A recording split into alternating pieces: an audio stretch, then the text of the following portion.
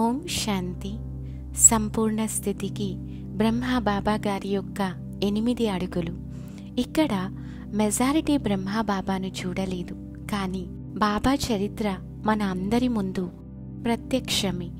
శివబాబా ఎన్నో మురళీలలో బ్రహ్మబాబా 8 అడుగులు వేసి సంపూర్ణ స్థితిని పొందండి అన్నారు, కానీ స్పష్టం చేయలేదు. దేశ విదేశాల నుండి వచ్చే బాబా పిల్లలు ఈ 8 అడుగులు ఏమిటి అని అడుగుతారు. ఒకసారి సంధ్యా సమయం యోగంలో కూర్చున్నప్పుడు ఇదే ప్రశ్న ఎదురుగా ఉంచుకొని కూర్చుంటే బాబా ఒక సుందరమైన అనుభవం చేయించారు. బ్రహ్మబాబా మొదటి అడుగు నేను అనే దానిని త్యాగం చేయటం. బ్రహ్మబాబాకు ఆత్మజ్ఞానం లభించిన వెంటనే స్వయంపై ఆ మొదటి పునాది రూపీ పాఠాన్ని చాలా పక్కా చేశారు. బాబా గోడలపై, పుస్తకాలలో, సముద్రం ఒడ్డు వద్ద, ఇసుకలో ఎక్కడ పడితే అక్కడ నేను ఆత్మను అని వ్రాస్తూ మంతన చేస్తూ ఉండేవారు. పరివారంలో ఎవరు ఎదురుగా వచ్చినా ఆత్మిక దృష్టి కలిగి ఉండేవారు. యశోద ఆత్మ, రాధిక ఆత్మ సదా ఇదే అభ్యాసం చేసేవారు. లచ్చు దాది దగ్గర ఉన్న బ్రహ్మబాబా డైరీలో రాత్రి పడుకునే ముందు ఈ విధంగా చాట్ వ్రాసేవారు. నేను ఆత్మ యజమానిని, రాజాను, మన్ రూపీ మంత్రిని, కర్మేంద్రియాల రూపీ కర్మచారులు నన్ను మోసం చేయట్లేదు కదా. ఈ విధంగా పూర్తి చాట్ చెక్ చేసుకునేవారు. బాబా సాకార మురళిలో చాలాసార్లు సైగ చేసేవారు. బచ్చి, కర్మ చేసేటప్పుడు ఆత్మాభిమానిగా అవ్వండి, స్మృతి చేసేటప్పుడు ఆత్మాభిమానిగా అవ్వండి. ఆత్మలో ఉండే 7 దివ్య గుణాలు ప్రతి కర్మేంద్రియం నుండి, కర్మ నుండి, వ్యవహారం నుండి, సంబంధం నుండి ప్రకటితమవుతే అప్పుడు అంటారు ఆత్మాభిమాని అని. ఎవరి ఇంద్రియాల నుండి అవగుణాలు, బలహీనతలు, వికారాలు ప్రకటితమవుతాయో వారు దేహాభిమాని. ఆత్మాభిమాని నుండి దివ్యమైన వైబ్రేషన్స్ నిరంతరం అనుభవం అవుతుంది. బ్రహ్మబాబా ఆత్మిక అభ్యాసం ఎంతగా చేసేవారంటే యజ్ఞమాదిలో మనముండే చోట ఇన్ని బిల్డింగ్స్ ఉండేవి కావు. అంతా అడవిలా ఉండేది. అడవి జంతువులు, విష సర్పాలు వచ్చేసేవి. అందరూ కంగారు పడేవారు. కానీ బ్రహ్మబాబా వాటికి కూడా ఆత్మిక దృష్టిని ఇచ్చేవారు. అవి కొద్దిసేపు శాంతిని అనుభవం చేసుకొని వెళ్ళిపోయేవి. కేవలం మనుష్యాత్మలకే కాదు, పశుపక్షాదులు, క్రూర జంతువులు, విష సర్పాలు వాటిపై కూడా బ్రహ్మబాబాకు ఆత్మభావం ఉండేది. బ్రహ్మబాబా ఆదిలో స్వయంపై ఈ శ్రమ, ఆత్మ యొక్క పాఠం చాలా చేసేవారు. మొదటి అతి ముఖ్యమైన పాఠం పక్కా చేయటం ద్వారా నేను అనే దానిని సమాప్తం చేశారు. బాబా ఎన్నోసార్లు చెప్పారు, బచ్చి అది పాఠం, ఆత్మ అంతఃపాఠం ఆత్మ. రెండవది బ్రహ్మబాబా రెండవ అడుగు నాది అనే దానిని త్యాగం చేయటం. పరమాత్ముడు సైగ అనుసారం బ్రహ్మబాబా 1937-38 ప్రాంతంలో తన యావదాస్తిని సుమారు 16 కోట్ల రూపాయలను 8 మంది కన్యలు, మాతలు కూడిన ట్రస్ట్ ఏర్పాటు చేసి సంపూర్ణ సమర్పణ చేశారు. ఆ రోజుల్లో 16 కోట్లు అంటే ఇప్పటి రోజుల్లో చాలా ఎక్కువ. బ్రహ్మబాబా తృణప్రాయంగా అంత ఆస్తిని యజ్ఞానికి సమర్పణ చేశారు. కావునని విశ్వవ్యాప్తంగా 140 దేశాలలో సుమారు 9,000 సేవా కేంద్రాలతో కుల, మత, దేశ, భాషల అతీతంగా అనేక మంది ఒకే విధమైన శ్రేష్ఠ పాలన పొందుతున్నారు. బ్రహ్మబాబా స్వయాన్ని, పరివారాన్ని, సంపత్తిని యజ్ఞంలో స్వాహా చేయటం, దీనినే అంటారు సంపూర్ణ బలి. తద్వారా నాది అనే భావాన్ని ఖతం చేశారు. ఈ తనువు, మనస్సు, ధనము, సంబంధం, సంపర్కం అన్నీ శివ పరమాత్మని. తనువు మనసు ధనం అన్నీ భగవంతునివి. నేను ట్రస్టీని అని భావించినట్లయితే వ్యర్థం నుంచి ముక్తులుగా అవుతాం. ఎందుకంటే అన్నింటికీ యజమాని భగవంతుడైనప్పుడు ఆయనకి నచ్చే విధంగా శ్రేష్ఠ కార్యాలలో వినియోగిస్తాం. బ్రహ్మబాబా ప్రతి అడుగులో ఇదే అనుభవం చేసేవారు. నాది అనేది ఏదీ లేదు. 14 ఏళ్ళు 100 మంది అప్రతిహతంగా బ్రహ్మబాబా సంపదను ఆధారం చేసుకున్న బ్రహ్మబాబా సాధారణ జీవితాన్ని జీవించారు తప్ప ఏ విధమైన షో చేయలేదు. ఇదంతా నా సంపద అన్న భావన అంశ మాత్రమూ లేదు. బ్రహ్మబాబా చేసిన సంపూర్ణ బలిని భక్తి మార్గ స్మృతి చిహ్నంగా జీవగాథ చేశారు. బాబా ఎన్నోసార్లు మురళీలలో బుద్ధి ద్వారా సమర్పణ అవ్వండి అని చెప్పారు. బాబా ఎప్పుడూ ధనాన్ని విడిచిపెట్టండి, సంబంధాలను విడిచిపెట్టండి అని చెప్పలేదు.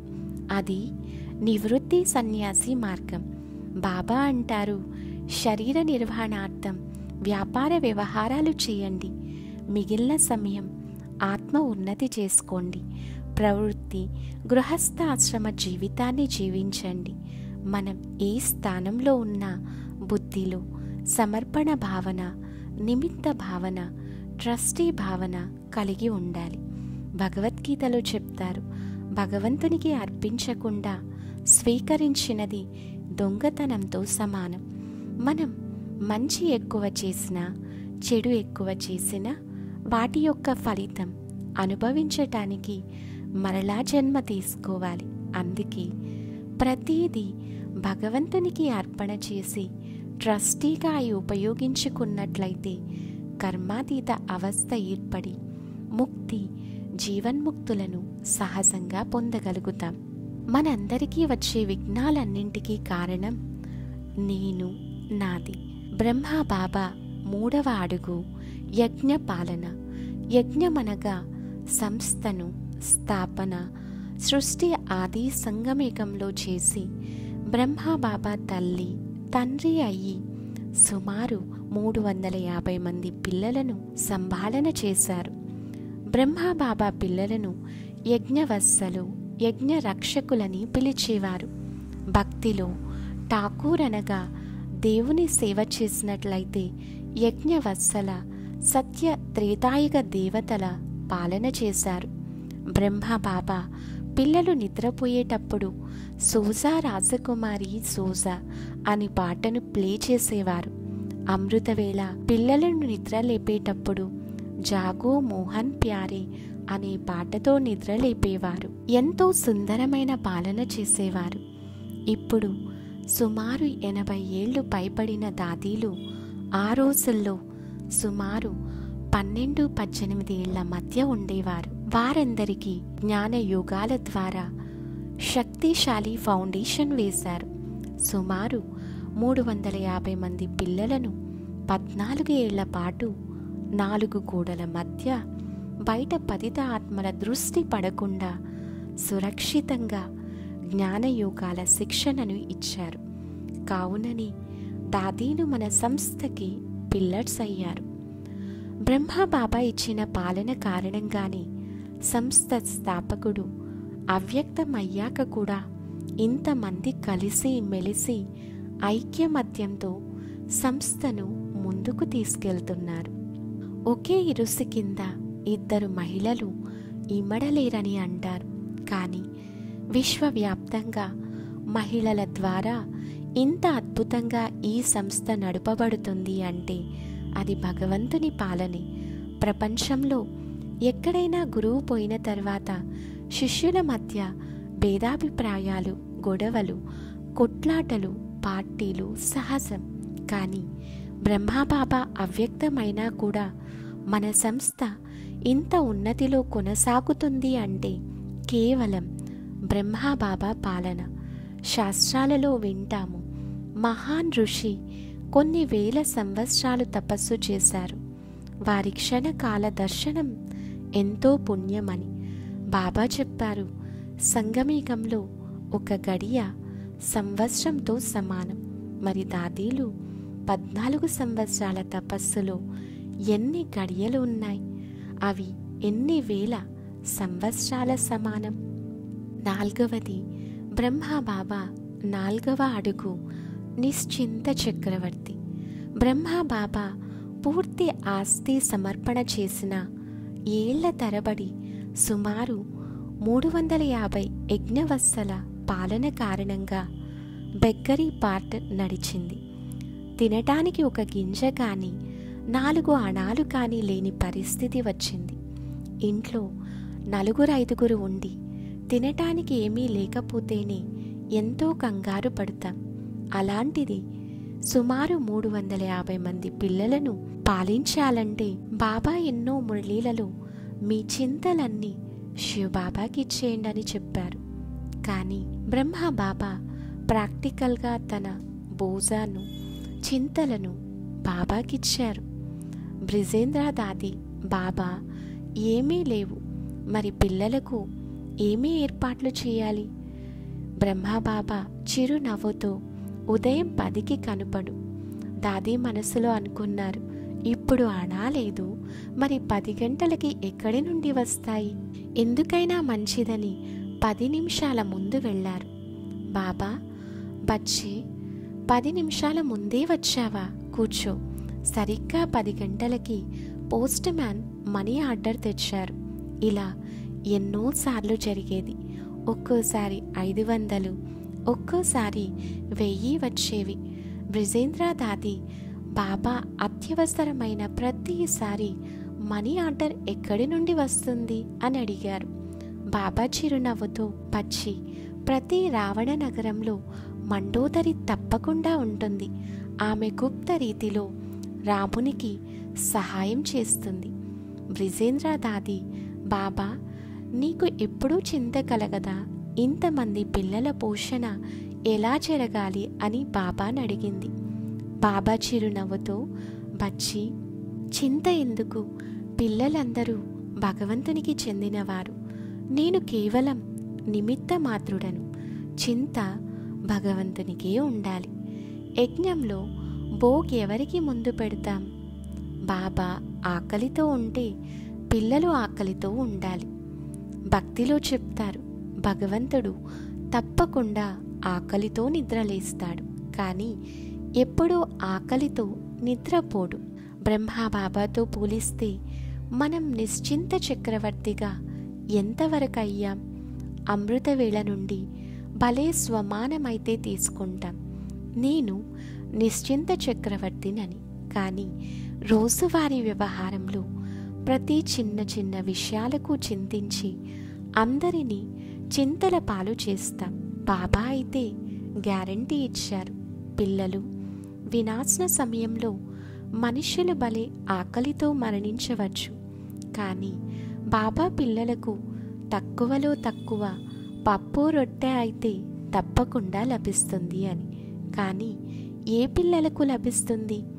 ఏ పిల్లలైతే విధిపూర్వకంగా స్వచ్ఛ భావనతో నిస్వార్థ ప్రేమతో బాబాకి భోగ్ పెడతారో వారికి మాత్రమే లభిస్తుంది. బాబాకు విధిపూర్వకంగా భోగ్ పెట్టినట్లయితే కర్మ భోగాలు తొలగిపోతాయి. భగవంతుడు తృప్తి చెంది అమూల్యమైన ఆశీర్వాదాలు, వరదానాలు ఇస్తారు. ఒకేసారి అపారమైన పుణ్యం జమ అవుతుంది. విఘ్నాలు తొలగిపోతాయి. ఆత్మలో పవిత్రతా శక్తి నిండుతుంది. కల్పవృక్షపతి బీజరూపుడైన బాబాకు భోగ్ పెట్టడం అంటే మొత్తం కల్పవృక్షానికి అనగా విశ్వంలో ఉన్న ఆత్మలందరినీ తృప్తిపరిచి వారి ఆశీర్వాదాల ప్రాప్తికి అర్హతను పొందటం. 5వది, బ్రహ్మబాబా 5వ అడుగు యజ్ఞసేవ. బ్రహ్మబాబా యజ్ఞసేవ యొక్క మహత్వం పిల్లలకు నేర్పించేవారు. ఈశ్వరీయ యజ్ఞంలో చేసే చిన్న చిన్న సేవల ద్వారా మహాపుణ్యం ఎలా జమ చేసుకోవచ్చో వివరించేవారు. బాబా యజ్ఞ సేవను ఎంతో ప్రేమతో, భావనతో చేసి చేయించేవారు. భలే పిల్లలను చైతన్య దేవతల వలె పాలన చేసిన యజ్ఞంలో ప్రతి సేవ అనగా పూజ పెట్టడం, సామాన్లు తోమటం, ప్రతి సేవ స్వయం చేసి చేయటం నేర్పించేవారు. బాబా పిల్లలు యజ్ఞ సేవలో దదీచి ఋషి వలె మన ఎముక అరగదీసినట్లయితే ద్వాపరయుగం నుండి అనగా అర్ధకల్పం నుండి 2500 సంవత్సరాల నుండి ఇంద్రియాల ద్వారా చేసిన పాపాలు తొలగి పావనమయ్యి సత్యత్రేతాయుగాలయందు కంచనకాయ నిరోగి శరీరం లభిస్తుంది. మనం ఎంత వీలైతే అంత ఈ కళ్ళ ద్వారా బాబాని చూడాలి, కళ్ళు పావనమవుతాయి. ఎంత వీలైతే అంత ఈ చెవుల ద్వారా బాబా మాటలనే వినాలి, చెవులు పావనమవుతాయి. అలా ఎంత వీలైతే అంత ఈ ఇంద్రియాల ద్వారా యజ్ఞ సేవ చేసినట్లయితే మొత్తం శరీరం అంతా పావనమవుతుంది. ఒకసారి యజ్ఞంలో బియ్యం క్లీన్ చేయవలసి వస్తే బాబా పిల్లలు మనమందరం కలిసి బియ్యం శుభ్రం చేద్దామని చెప్పి చేయటం మొదలుపెట్టారు. బాబాని చూసి యజ్ఞవత్సలందరూ సేవ చేసేవారు. బాబా అన్ని డిపార్ట్మెంట్ల సేవల వద్దకు వెళ్ళి సేవ చేసేవారు, చేయించేవారు, నేర్పించేవారు. బట్టలు తికే చోటికి, గోశాల సేవకి, పూజా సేవకి, ఇలా అన్ని సేవలకి వెళ్ళి సేవ చేసేవారు. బాబా పిల్లలందరికీ సేవ చేస్తూ బాబా స్మృతిలో ఎలా ఉండాలో నేర్పించేవారు. బాబా కర్మయోగమనగా కర్మ చేస్తూ శివబాబాని స్మృతి చేయటం, కర్మయోగం వల్ల కర్మలో పర్ఫెక్షన్ వస్తుంది అని చెప్పేవారు. బ్రహ్మబాబా ఈ సేవ చెప్పిన మమ్మ నోటి నుండి హాజీ బాబా అన్న మాట తప్ప ఇంకొకటి వినలేదు. అందుకే మమ్మ నెంబర్ 1 అయ్యారు. మమ్మ ఎప్పుడు కారణాలు వెతకలేదు. ఎలా అవుతుంది, నాకు రాదు, నా వల్ల కాదు లాంటివి మమ్మ నోటి నుండి ఎప్పుడూ వెలువడలేదు. ఎవరి యజ్ఞ సేవకు హాజీ చెప్తారో వారు భవిష్యత్తులో విశ్వ మహారాజు లేదా మహారాణిగా అవుతారు. లేదంటే కేవలం ఒక ప్రాంతానికి రాజు లేదా రాణిగా అవుతారు. ఎవరైతే యజ్ఞ సేవకు నిరంతరం సాకులు వెతుకుతారో వారు చాకలి వారవుతారు. బ్రహ్మబాబా ప్రాక్టికల్గా కర్మయోగి జీవితాన్ని యజ్ఞ సేవలో సఫలం చేసుకొని అనేక మందికి శాంపుల్ అయ్యారు. 6వది బ్రహ్మబాబా 6వ అడుగు తపస్వి జీవితం.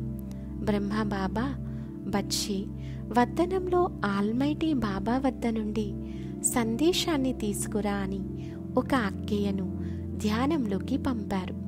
తిరిగి వచ్చిన అక్కయ్య, బాబా సూక్ష్మలోకంలో మీ రూపంతో ఒక ఆకారం కనిపించింది, కానీ మీరు కాదు, చాలా ప్రకాశవంతమైన రూపం, మీలో అంత వెలుగు లేదు.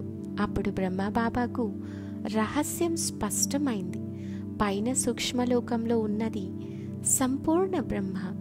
బ్రహ్మబాబా అచ్చా, పైన ఉన్న అవ్యక్త సంపూర్ణ బ్రహ్మ రూపం ఎలా ఉంది, ఎంత ప్రకాశం ఉంది, లక్షణాలు వివరంగా చెప్పు అని చెప్పించుకున్నారు. పైన సూక్ష్మలోకంలో తన సంపూర్ణ రూపం గురించి పూర్తిగా తెలుసుకున్న బ్రహ్మబాబా స్వపురుషార్థంపై చాలా చాలా శ్రద్ధ పెట్టారు. చాలా లోతైన తపస్సు మొదలుపెట్టారు. అమృతవేళ 2 నుండి శివబాబాని స్మృతి చేయటం మొదలుపెట్టారు. ఇంతకుముందు యజ్ఞంలో అమృతవేళ యోగం ఉండేది కాదు. కానీ ఆత్మలందరి సంపూర్ణ స్వరూపాలు సూక్ష్మలోకంలో ఉంటాయన్న రహస్యం ఎప్పుడైతే బ్రహ్మబాబాకు అర్థమైందో అప్పటి నుండి అమృతవేళ శివబాబాను స్మృతి చేయటం మొదలయ్యింది. బ్రహ్మబాబా అమృతవేళ 2:30కు బాబాను స్మృతి చేసి బాబా నుండి లైట్ మైట్ తీసుకొని స్వయంలో నింపుకొని విశ్వంలోని ఆత్మలకు, ప్రకృతికి సకాశిచ్చేవారు. బ్రహ్మబాబా గుహ్య తపస్సు చాలా చాలా చేశారు. బ్రహ్మబాబా రాకపోకలు తగ్గించి ఎక్కువగా మధువనంలోనే ఉండేవారు. పిల్లలు సేవ నిమిత్తం వేరే వేరే ప్రదేశాలకు వెళ్ళేవారు. కొంతకాలం తపస్సు తర్వాత నాకు సంపూర్ణ బ్రహ్మకు తేడా ఇంకా ఎంత ఉంది చూసిరా అని ధ్యానంలోకి పంపారు. అక్కే తిరిగి వచ్చి, బాబా ఇంకా తేడా ఉంది, సంపూర్ణ బ్రహ్మలో చాలా ప్రకాశం ఉంది అని చెప్పారు. బ్రహ్మ బాబా అభ్యాసాన్ని చాలా చాలా పెంచారు. లైట్ హౌస్, మైట్ హౌస్ అయ్యారు. పిల్లలు సేవా సమాచారం చెప్తుంటే బ్రహ్మ బాబా సారాన్ని గ్రహించేవారు. విస్తారంలోకి వెళ్ళేవారు కాదు, మళ్ళీ తపస్సులో లీనమయ్యేవారు. మూడవసారి వచ్చి వదనానికి వెళ్ళి నాకు సంపూర్ణ బ్రహ్మకు తేడా ఇంకా ఎంత ఉంది చూసిరా అని ధ్యానంలోకి పంపారు. అక్కయ్య తిరిగి వచ్చి, బాబా సంపూర్ణ బ్రహ్మలో ఉన్నంత ప్రకాశం మీలో కూడా ఉంది. ఇప్పుడు దాదీలు చెప్తారు, చివరి సమయంలో బ్రహ్మ బాబా నడుస్తుంటే మేఘం కదిలినట్లు ఉండేది, ఎంతో ప్రకాశం అనుభవం అయ్యేది. బ్రహ్మ బాబా దేహత్యాగం చేసే ముందు దాదీ చేతిలో ఉన్న బ్రహ్మ బాబా చెయ్యి దూదిలా చాలా తేలికగా అనిపించింది. బ్రహ్మ బాబా డబల్ లైట్ ఫరిస్తా స్థితిని పొందారు. బ్రహ్మ బాబా 7వ అడుగు బదిలీకరణ. బ్రహ్మ బాబా ప్రతి విషయాన్ని బదిలీ చేయటం అనగా వీల్ చేయటం మొదలుపెట్టారు. శక్తులు, బాధ్యతలు, గుణాలు అన్నింటినీ బదిలీ చేయటం మొదలుపెట్టారు. దీదీని, దాదీని బాంబే నుండి రప్పించి ఒక్కొక్క యజ్ఞ వ్యవహారం అర్థం చేయించటం మొదలుపెట్టారు. బ్రహ్మ బాబా తను అవ్యక్తమయ్యాక కూడా యజ్ఞం ముందుకు వెళ్ళటం కోసం మానసికంగా తయారవ్వటం అర్థం చేయించారు.